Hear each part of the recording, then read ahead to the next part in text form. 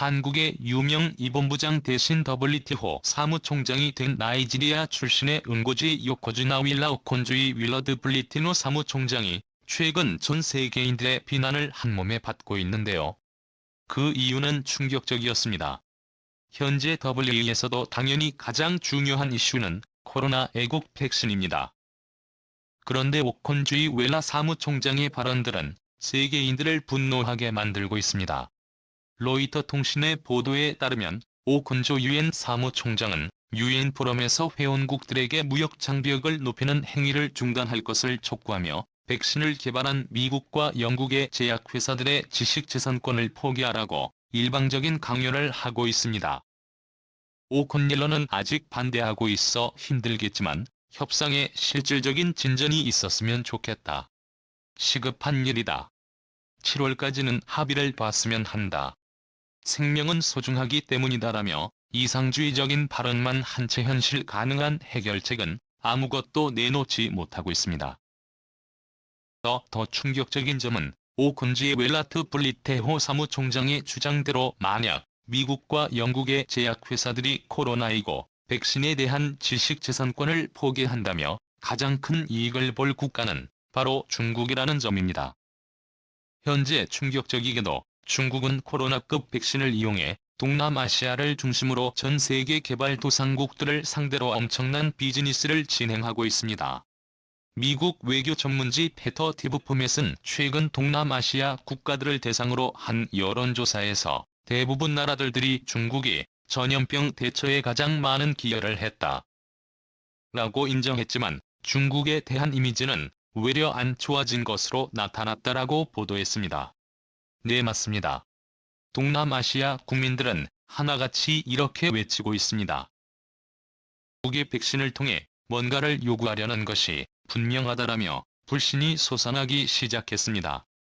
중국은 지금까지 단 한 차례도 대가성 없이 무료로 다른 나라를 도와준 적이 없다 보니 이러한 의심은 너무나 당연합니다. 이미 모든 개발도상국 국민들은 중국의 백신을 공짜로 공급해주는 대가로 알고 팬데믹이 끝나면 모든 인프라 사업 도로 항만 공항 건설 대 천문학적인 금액의 투자가 필요한 국책 사업들을 모두 미국이나 한국이 아닌 중국에 맡기는 것이고 만약 그렇게 하지 않을 경우 무력을 써서라도 엄청난 응징을 할 것이 너무나 분명해 보인다는 것이죠. 이뿐만이 아닙니다. 응고지 오콘조 유별나게 WTO 사무총장으로 당선된 이후 WTO의 주요 요직들에는 중국과 일본인들로 도배가 되고 있다는 충격적인 소식이 전해졌습니다. 류태호 사무총장의 왼팔에 사무차장에는 중국 상무부 차관 출신의 장상천이 임명됐고 사무총장의 오른팔 격인 선임보좌관 자리에는 일본의 우야마 토모치카가 임명됐습니다. 국가들도 이 결과에 충격을 받은 것이 WTO는 이름처럼 전 세계 회원국들 간의 공정하고 합리적인 무역 관계를 유지시키기 위해 존재하는데 강한 친중국 성향을 보이는 오콘조 이멜라 WTO 사무총장의 자신을 강력하게 지지하는 중국과 일본으로 도배를 하며 WTO라는 국제기구를 완전히 망가뜨려버렸습니다. 오콘주이 웰라 사무총장의 친중국 성향은 너무나도 명백하게 밝혀진 바 있는데요. 오콘조 웰라의 국가인 나이지리아는 현재 중국의 채무의 덫에 완전히 깊숙이 빠져버린 상황입니다. 중국은 몇 년 전부터 1대1로 프로젝트를 통해 나이지리아에 엄청난 돈을 투자했는데요. 영국의 파이낸셜 타임스는 중국이 투자를 통해 나이지리아의 영향력을 확대하고 있다. 중국이 나이지리아에서 대규모 인프라 프로젝트를 시작했다. 일부는 채무의 더디험성을 걱정하고 있다고 보도했습니다. 중국은 나이지리아에서 벌써 10조 원에 육박하는 돈을 쏟아부어 186조 원에 달하는 철도 노선 건설 나이지리아 세계 공항의 새로운 터미널 건설 프로젝트 대 초대규모 국책 사업을 싹쓸이하고 있습니다. 나중에 나이지리아 정부가 중국에 돈을 갚지 못하며 나이지리아 국민들이 공항을 이용할 때마다 자동차로 도로를 지날 때마다 나이지리아 정부가 아닌 중국에 돈을 내야 될 수도 있다는 것입니다. 이 때문에 당연히 오콘주이 벨라를 포함한 나이지리아 출신 정치인들은 중국에 절대 복종하다시피 해야 할 수밖에 없습니다. 이 때문에 WTO 사무총장 선거 기간 동안 미국은 오콘주이웰라 후보의 비토 선언까지 하며 한국의 유명희 후보를 강력하게 지지했던 것이지요. 그가 현재 아무런 현실적인 대책도 없이 미국의 백신 회사들의 지식재산권을 포기하라고 강요하고 있는 오콘주이웰라와는 달리 한국 유명희 본부장의 능력은 전 세계로부터 극찬을 받고 있습니다. 미국 무역대표부의 유명희 본부장은 성공적인 통상협상과 무역정책 위반자로 25년간 뛰어난 능력을 보여준 진정한 통상 전문가다 하며 코로나19로도 WTO와 국제무역이 매우 어려운 시기엔 위에 있는 상황이고 WTO의 중대 개혁이 필요한 만큼 현장에서 직접 경험을 해본 유명희 본부장의 조직을 이끌어야 한다라고 밝혔습니다. 실제로 현재 유명희 본부장은 세계가 코로나19 팬데믹으로 위축된 경제를 어떻게 풀어나갈 것인지 현실적이고도 가장 효과적인 방법들을 제시하며 극찬을 받고 있는데요. 유명희 본부장은 한국은 세계 2위의 바이오 의약품 생산 역량을 활용해 전 세계 백신 공급의 확대에 기여하겠다. 한국과 미국의 글로벌 백신 파트너십을 통해 한국이 글로벌 백신 허브로 도약할 기반을 마련했다라고 전했습니다. 미국 제약회사들을 상대로 무조건 지식재산권을 포기하라고 강요하는 오콘즈 유엔 사무총장과는 달리 유명희 본부장의 지식재산권 보호 제도는 혁신의 근간으로 존중돼야 하는 것이 원칙이라며 전혀 다른 태도를 보여주었습니다.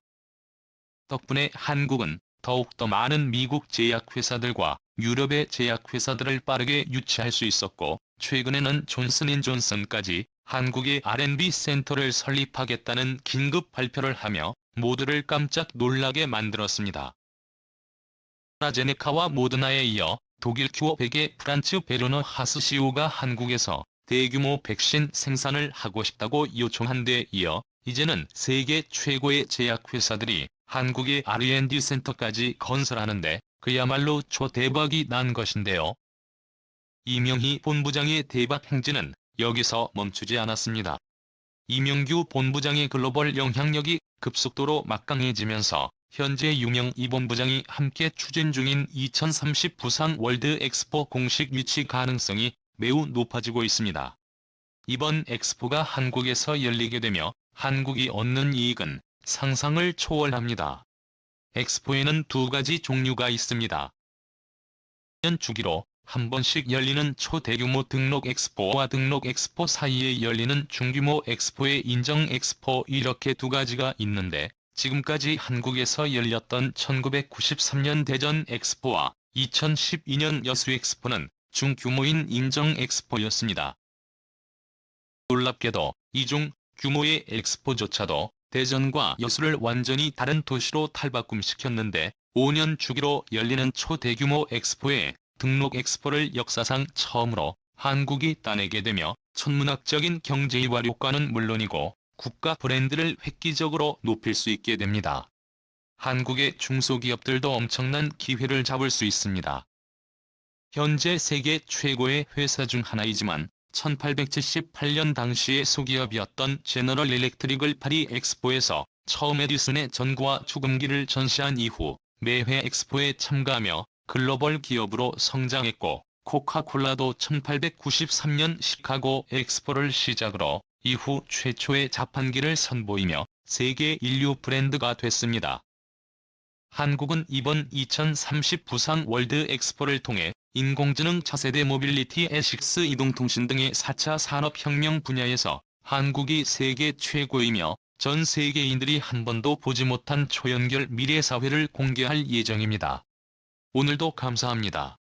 최고로 멋진 하루 보내시길 바랄게요.